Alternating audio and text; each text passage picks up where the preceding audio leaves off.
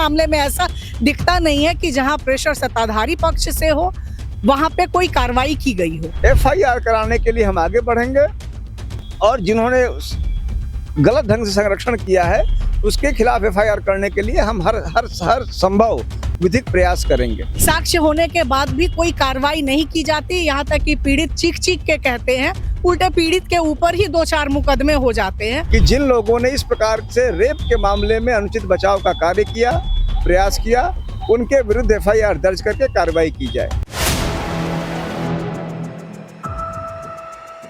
4 PM news network में आप सभी का स्वागत है। मैं हूं क्षितिज कांत। इस समय राजधानी लखनऊ के गांधी प्रतिमा पर हूं और हमारे साथ आजाद अधिकार सेना के राष्ट्रीय अध्यक्ष हैं अमिताभ जी। आज यहां पे आपने पुष्प अर्पित किया है, क्या कहेंगे? पुष्प क्यों अर्पित करना? देखिए, हमने 3 पुष्प हमने और हमारी पत्नी नूतन जी ने अर्पित किए हैं। 3 पुष्प, तीनों इस बात के संदेश है कि 3 आरोपी थे।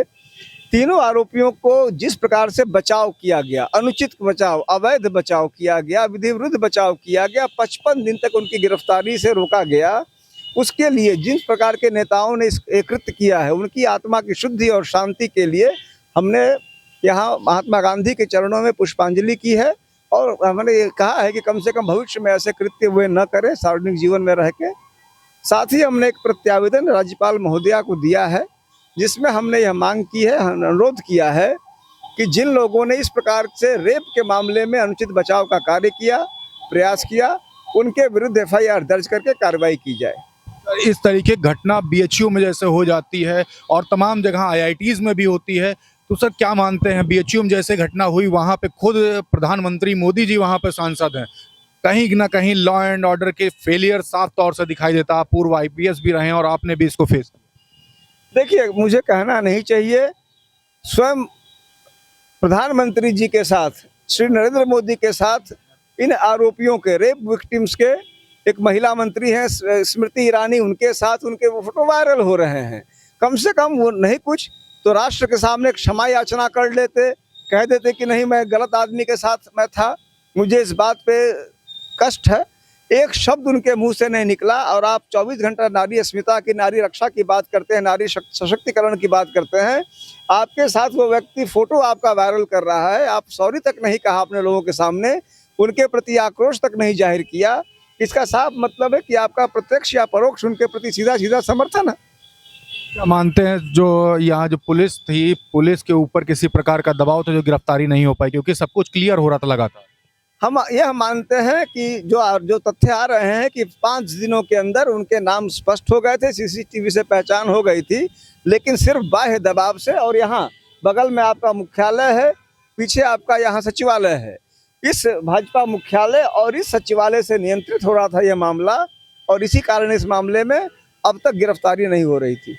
अब सर, आजाद अधिकार सेना इस मामले में क्या कर रही है? आजाद अधिकार सेना ने प्रतीकात्मक रूप से अपनी बात कही है, साथ ही साथ एफआईआर कराने के लिए हम आगे बढ़ेंगे और जिन्होंने गलत ढंग से संरक्षण किया है उसके खिलाफ एफआईआर करने के लिए हम हर संभव विधिक प्रयास करेंगे। मैम, आप महिला हैं और इसमें राष्ट्रीय सचिव भी हैं आजाद अधिकार सेना में। जब इस तरीके की घटना महिलाओं के साथ हो जाती है, आप सोशल एक्टिविस्ट भी हैं, तमाम सारी गतिविधियां आपके पास आती हैं, आपके मन में क्या आता है?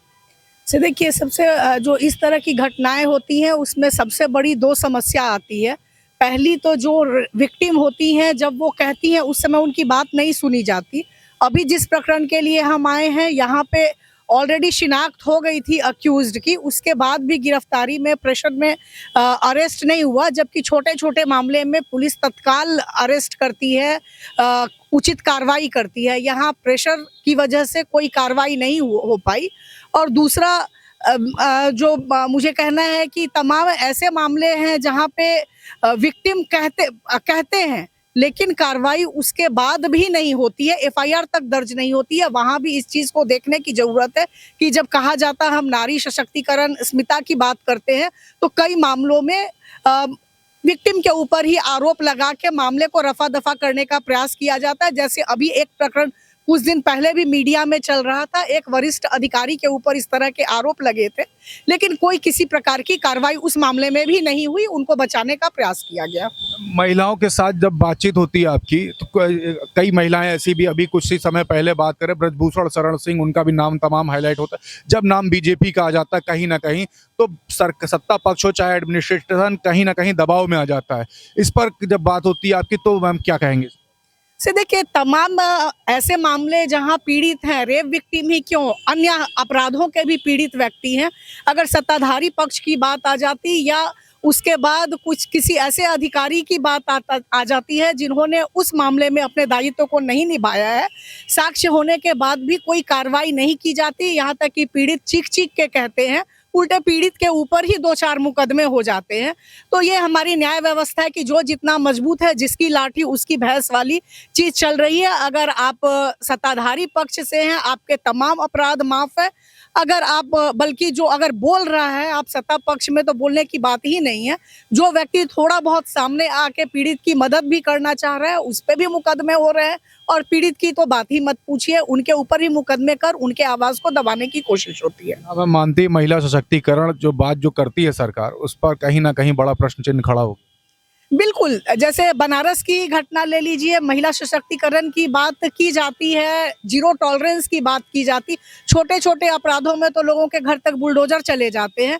यहाँ जो अपराधी है उसकी शिनाख्त भी हो गई, बच्ची ने जिस पे आरोप लगाया महिला ने, सीसीटीवी कैमरे से शिनाख्त हो गई, उसके बाद भी कोई कार्रवाई काफ़ी समय तक नहीं हुई, काफ़ी दिनों तक नहीं हुई, और जब बचाने का कोई रास्ता नहीं दिखा तब जाके उस पे कार्रवाई हुई है। तो ऐसे लोग जो अपराधियों को बचाते हैं, संरक्षण देते हैं, सरकार कहती उनको भी हम नहीं छोड़ेंगे, लेकिन बहुत किसी मामले में ऐसा दिखता नहीं है कि जहां प्रेशर सत्ताधारी पक्ष से हो वहां पे कोई कार्रवाई की गई हो। बिल्कुल। तो नूतन ठाकुर जी को सुन रहे थे, अमिताभ ठाकुर जी को सुना, दोनों ने साफ कर दिया है कि आज़ाद अधिकार सेना आखिरी तक इस पूरे मामले में फाइट करेगी, और आज आकर के राजधानी लखनऊ के गांधी प्रतिमा पर पुष्पांजलि अर्पित की है, और साफ कहा है कि उन नेताओं की जिनके साथ में फोटोज थी उनकी शुद्धि के लिए। तो साफ तौर से आप समझ सकते हैं कि आखिरी में जो महिला सशक्तिकरण की जो बात हुई उस पर कहीं ना कहीं बड़ा प्रश्न चिन्ह है। कहीं ना कहीं जब बीजेपी का नाम आ जाता है तो एडमिनिस्ट्रेशन और पुलिस बल जो लगातार बात करता है जीरो टॉलरेंस, कहीं ना कहीं दबाव फील करता है। देखने वाली बात होगी आगे क्या कुछ होता है। इस पूरे मामले से जुड़े रहने के लिए 4PM न्यूज़ नेटवर्क सब्सक्राइब कर दिए, और वीडियो जितना ज़्यादा हो सकेगा शेयर जरूर करिएगा। मैं हूं क्षितिज कांत, कैमरा पर्सन शुभम के साथ। धन्यवाद।